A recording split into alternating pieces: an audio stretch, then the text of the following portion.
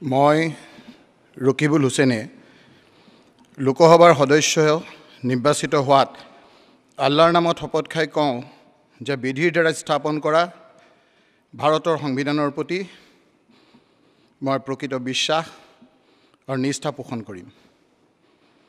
মই ভাৰতৰ প্ৰভুত্ব আৰু অখণ্ডতা অক্ষুণ্ণ ৰাখিম আৰু মই গ্ৰহণ কৰিবলৈ ওলোৱা কৰ্তব্য শ্ৰদ্ধাপূৰ্বক নিৰ্বাহন কৰিম।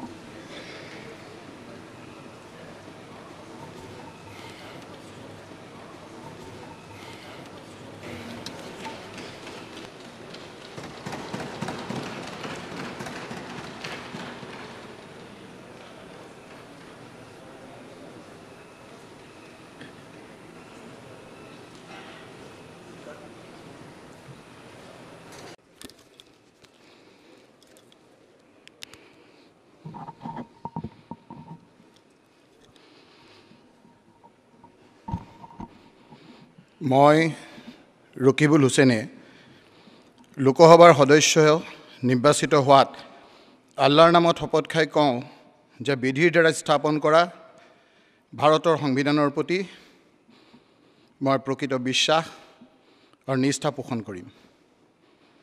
মই ভাৰতৰ প্ৰভুত্ব আৰু অখণ্ডতা অক্ষুণ্ণ ৰাখিম আৰু মই গ্ৰহণ কৰিবলৈ ওলোৱা কৰ্তব্য শ্ৰদ্ধাপূৰ্বক নিৰ্বাহন কৰিম।